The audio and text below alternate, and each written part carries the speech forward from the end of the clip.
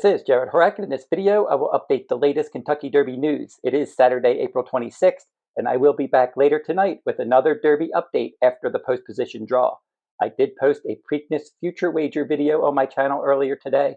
That wager is going from now till Kentucky Derby Day, and you can check out that video now if you're interested. I go through all of the horses on that future wager list and talk about some horses worth playing. And if you're interested in my annual Triple Crown Series full cards, you'll find them at the runawayhorse.com on my shop page.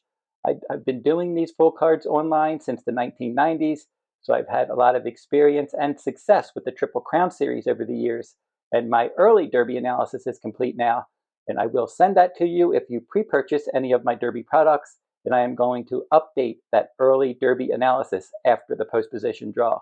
You can go to the runawayhorse.com on my shop page if you're interested in my Triple Crown season products, and I will include a link to my shop page in the video description below. Now we're on to the Kentucky Derby news. Unfortunately, Tappan Street is out of the Derby for trainer Brad Cox. He had an injury to his right foreleg that was detected following his April 26th workout, and that fracture will require surgery. It does not appear to be a life-threatening injury or a career-ending injury, and Elliot Walden, the president of Windstar Farm, one of his owners, said that they will not rush him back to the races and that he might not return until next year. And with Tappan Street out, that does open up a Derby spot, and Render Judgment is now the 20th entrant for the Derby, and Julian Leparoux will ride. Now, I did a video yesterday, and I said that Kenny McPeek told Daily Racing Form that he would not enter the Kentucky Derby, but the owners changed their mind. They decided to run in the Derby, and that development leaves Baeza as now the first alternate. So he needs one defection. Baeza needs one more horse to come out to make the Derby starting gate. And now we'll share the field for the Kentucky Derby. We're going to have that post-draw tonight. Looks like 21 horses will be early entrants, and then they'll have the post-draw with the odds. So the top 21 Kentucky Derby horses through April 26th. We have Admire Daytona, the UAE Derby winner, and Luxor Cafe in from Japan. And then the North American qualifiers, Burnham Square, Sandman, Journalism, Rodriguez, Tiztastic, Sovereignty, Final Gambit, Coal Battle, Chunk of Gold, Citizen Bull, Owen Almighty, East Avenue, Publisher, still a maiden for trainer Steve Asmussen, American Promise for trainer Dwayne Lucas, and then we have Flying Mohawk, Grande for trainer Todd Pletcher, Neoequos, and Render Judgment. And Baeza is also eligible for the Kentucky Derby. He needs one more horse to come out, and then he can get into the field. And we just have some workouts earlier today. April 26th workouts at Churchill. We had a drying out surface. Now, American Promise worked early for trainer Dwayne Lucas, and it was a wet surface when he worked, and he went 5 furlongs in 59.40, fourth best of 33.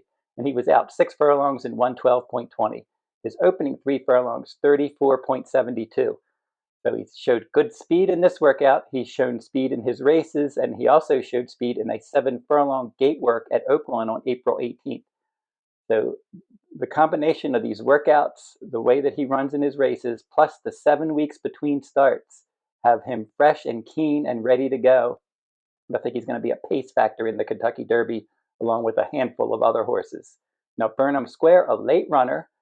This one, he worked on a track that was upgraded to good, and he went 5 furlongs in 59.20, third best of 33. Nice gallop out, 6 furlongs in 111.91, 7 furlongs in 126.33. Good workout for him. And for Burnham Square, he's a grade 1 winning closer. He's got plenty of stamina, and the Kentucky Derby should have pace to chase this year.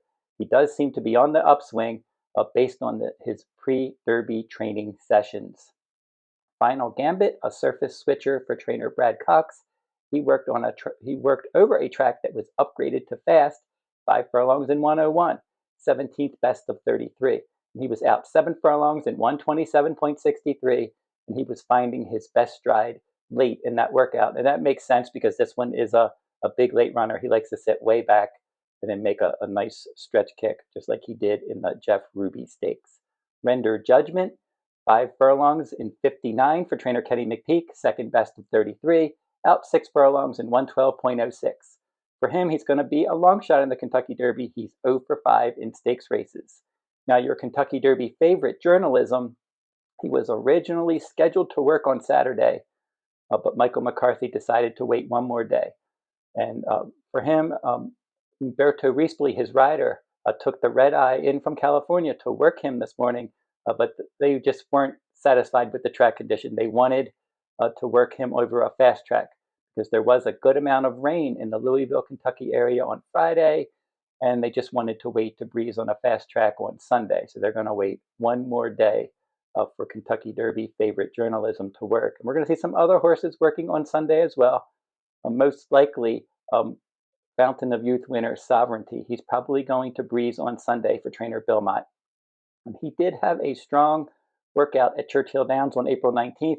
That was significant because he's a horse that doesn't typically work strong in the mornings. He's a bit of a lazy workhorse. He doesn't usually show it in the mornings. He shows it in the afternoons. But that was a good sign on April 19th.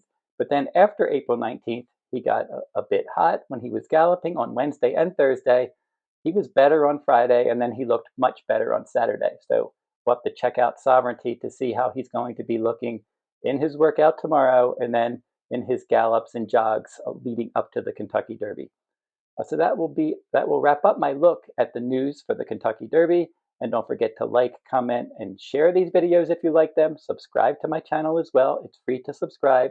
And like I said, later today, after that post draw, I'm going to jump right back on here and give out my thoughts about that post draw, what I think of the post positions that the horses have landed, what the pace looks like, which horses look like they might set the pace based on the post positions that they've drawn. So I have that video planned later today. I'm going to keep rolling with these Kentucky Derby news videos.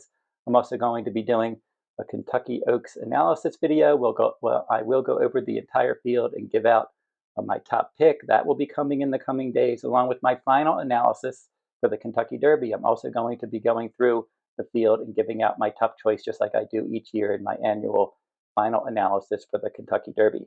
So that will wrap up this video now. And until I see you next time, good luck at the races.